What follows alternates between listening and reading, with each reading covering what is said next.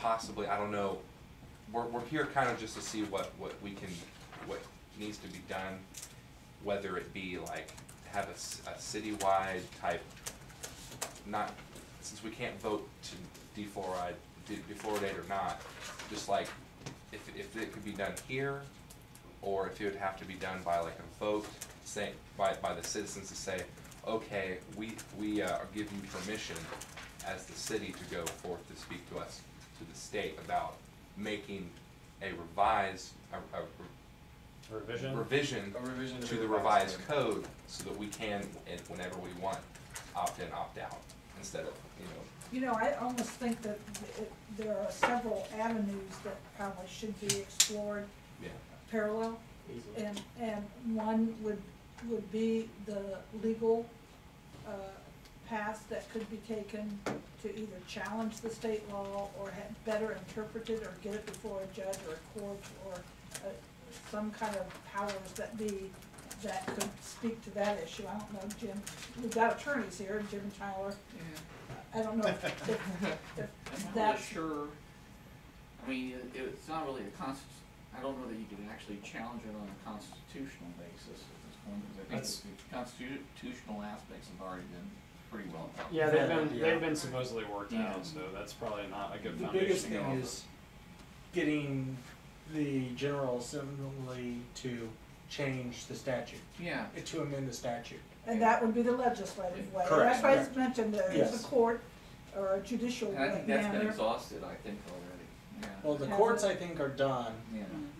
but legislatively you can, and we have a state rep who lives locally. He lives in my ward, and actually held the seat before me. Seth Morgan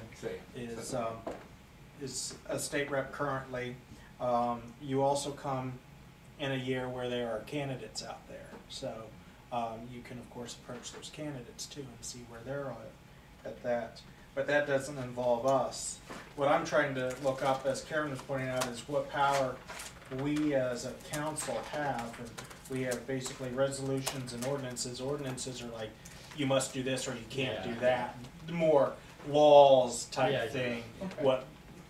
But resolutions are things that we've got power. And I'm trying to figure out, Exactly. at least for my own curiosity, I'm trying to figure out what authority and breadth we have, because we do resolutions all the time on a lot of variety. But we'd have to make it, they still always have these whereases, the preamble, what you base it on.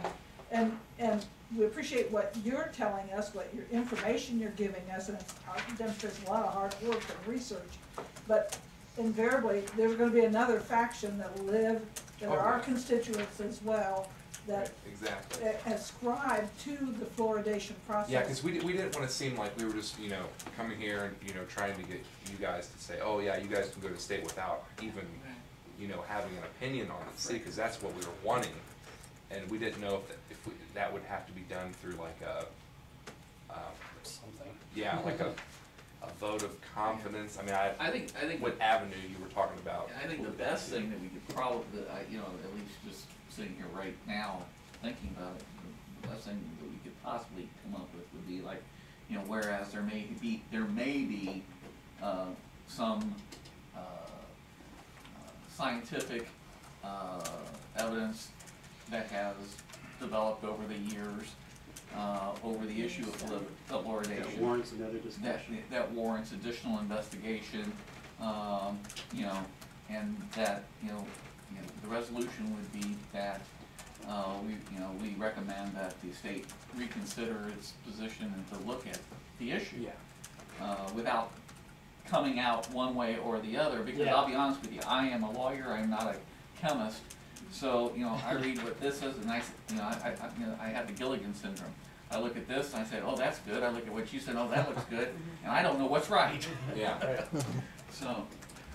But when you get back to the fact that this all addressed a public water supply. In 69, 71, we didn't have a public water supply, we had a private water supply. And so do you even qualify? So did we even, do we even qualify in that initial premise that was set forth? And that's why I said maybe that opens the door in some legal area, because we were unique Well, my guess, well, I don't know, but my guess is that when the statute was written, it was probably written in such a manner so as, I can't believe that it was written in a way that that there was a big gaping hole for townships. Yeah, that would have been a really big loophole. That would have Yeah. been huge. Because then, you know, But- with population increase, you're going to have people. But townships didn't have their own water supply. Yeah. That's what I mean, we were so unique because it was our developer, the builder of Huber Homes, that stretches these 23 square or 26 square miles, that actually had their own water supply.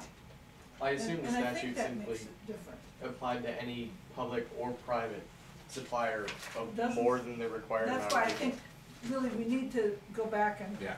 look and It read merits that research. and Yeah, we definitely maybe need to look. find somebody that could interpret it.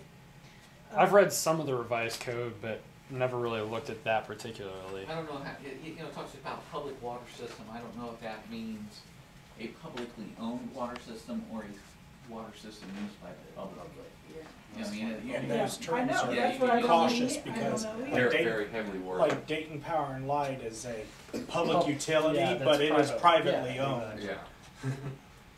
And then, is there any bearing on the fact that we now own our own water company? We are the water company, the city itself. Does that give us any more leverage to be able to say and dictate, because we're a charter city, what it is we want to do with that water company, or how, you know, we talked about, you weren't in here at the time, we talked about a survey that we're putting out where we're asking questions in regard to softening water. And this is not your old way of softening, it's using a membrane. It doesn't use salt, it's very health conscious, Yeah. and especially a good for senior citizens who might be on, or anybody who might be on Environmentally medication. friendly, too. It's very environmentally friendly. That kind of sounds like a good idea now that you brought that up, like maybe a survey that we could send through the paper or something at one time to get kind of like an opinion from the city, maybe? Some sort of gauge. But then we'd have to be sure that those positions we were Going to do putting something to forth it. had credence, or were credible. Yeah. Not just on the surface, but with some kind of basis and text and previous investigation or, you know.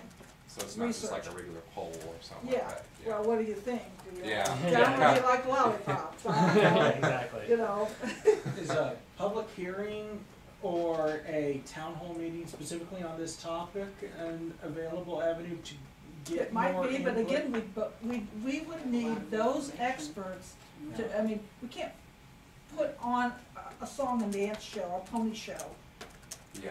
and have any of the sides that would be presenting their position look and be discredited in some way. I mean, so obviously there's gonna be a winner, it's like a debate, you know. Yeah, pretty much. But the facts that are presented and that we would be sponsoring, or they'd be in our name, the city of Huber Heights, would still have to be solid facts. And then, I mean, that's certainly something to think about. I think that information has to be secured by council, and then I would not be opposed, myself, this is myself, I'm not speaking for the council or the committee, but I would not be opposed in bringing and raising the flag to the state in whatever form it needed to be, you know, just to take another look and let their researchers do some of what needs to be done that they're qualified to do.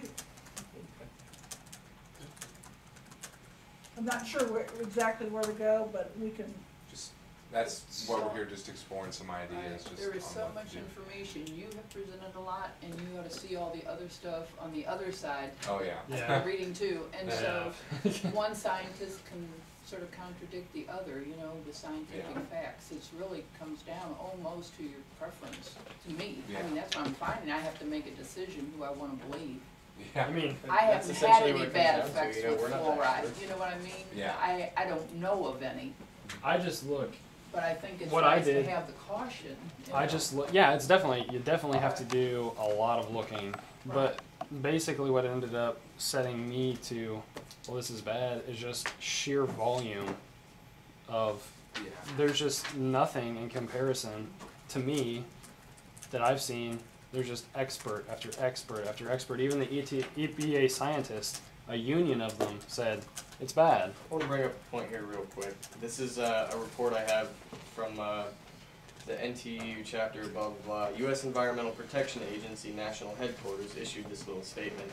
And part of it says the CDC now concedes that the systemic value of ingesting fluoride is minimal, which means that drinking it, the value is minimal. As fluoride's oral health benefits are predominantly topical. That means, brushing your teeth, doing mouthwash. Oh wow. And that there has been, in fact, a generalized increase in dental fluorosis, which was, the fluoride treatments were supposed to stop. That's the first level of that's where you fluoride toxic. Where there's so many different sides, even in the medical field, and on it's both just that sides. Apparently there's Different scientists opinions. in such high stature as, the EPA and the CDC